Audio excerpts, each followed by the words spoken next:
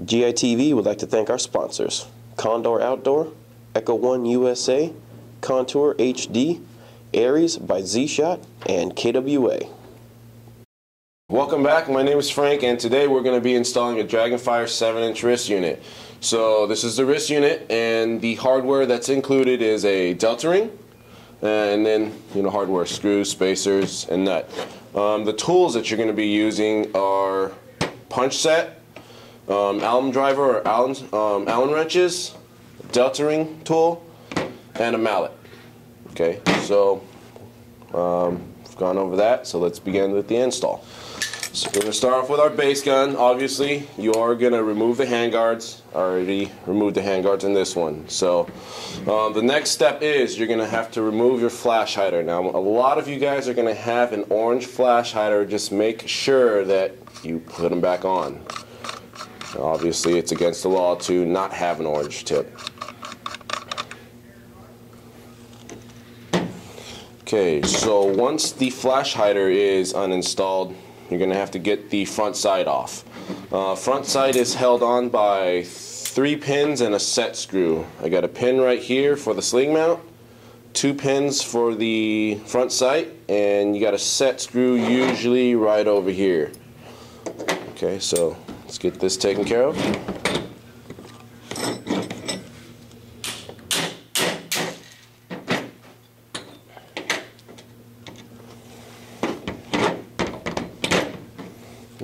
Next, you got the 2 pins right here. Just go ahead and knock those 2 pins out as well.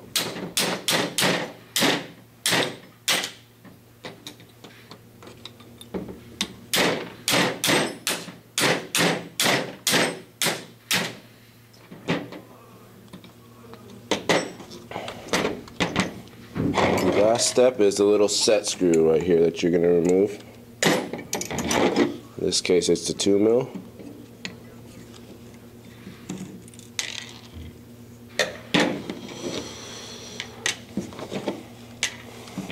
And once all the attachment hardware is removed, you should be able to slide your front side off.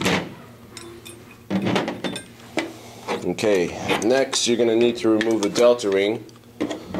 So in this case we have a delta ring that's similar to a real firearm. So just take your delta ring tool, and basically these are standard threading, so go ahead and twist. It should come right off. Now that you have the delta ring off, we can start installing the RIS unit. So you're going to start off with the new delta ring, which is the lock nut. Just basically screw it down.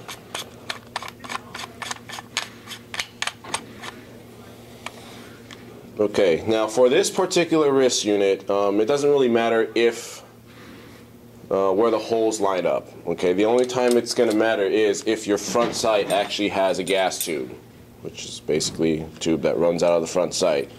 The gas tube will actually run all the way through the lock nuts and a lot of times into the receiver for a little bit. So you got to make sure if you have a gas tube, you have to line up one of these holes with the center of the receiver where the gas tube would go through. So in this case, we don't have a gas tube, so we don't need to worry about it.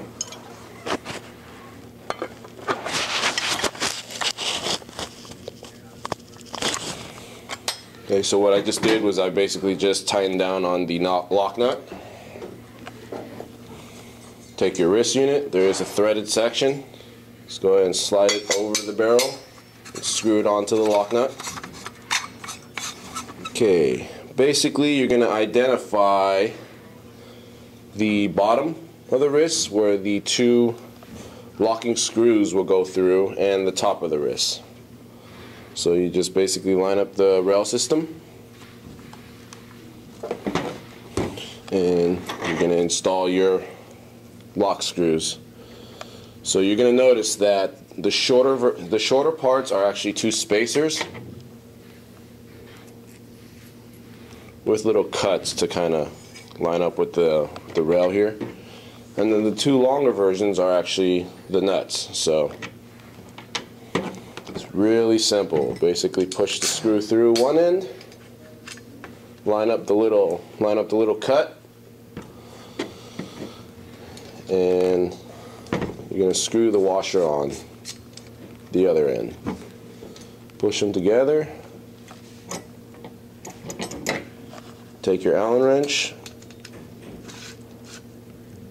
and we're not going to tighten it yet, okay, but we're just going to screw down on it so we can install the other one.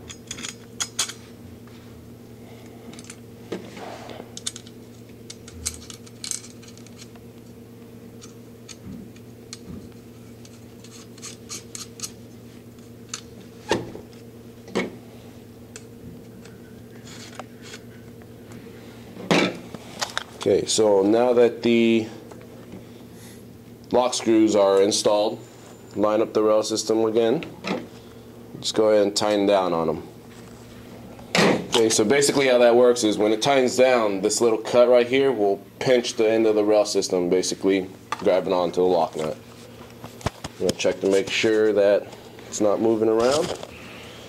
And basically, you're done installing the RIS unit. Now let's reinstall the front sight.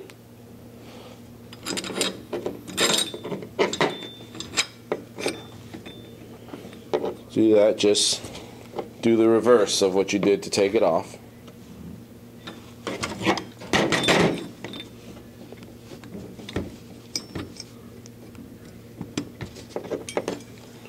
Once the pins are in place, reinstall your set screw. And if you want, you can reinstall your sling mount. I'm not going to do it because I don't run a sling. Reinstall your flash hider, and there you go. You're all done. Dragonfire 7-inch RIS unit was installed onto this airsoft gun. You're all set. Please use your airsoft guns responsibly. Do not shoot at any unsuspecting people or animals. Don't ever look down the barrel of your airsoft gun, and keep your finger off the trigger unless you're ready to fire. Treat your airsoft guns like they're real firearms. Alrighty, here we go. This is our final product. Looks pretty sweet. This Dragonfire RIS looks pretty sharp on here, and I have to say this gun looks a little better with monochromatic look, I would say, you know, matching rail system and gun tone. Now, if you've been following the How To Tech series on GITV like you should be, you'll know that this is the third video that we've done, and I filmed each of them a little bit differently because I keep having epiphanies when I'm filming one, how to do the next one better. But please let me know which format you like best. I have dubbed this one the Tiny Tech format, since Frank is, you know, tiny in the corner of the screen. Give me your constructive criticisms in the comments below. I do read them. I'm always looking for better ways to film GITV to make it more entertaining and to get the information across to you, better the viewer. This has been an episode of the How To Tech series on GITV. Thanks for watching. GITV is brought to you in part by Sig Sauer by Cybergun, Operation Lion Claws, G&G Armament, KJW, and G4 Airsoft.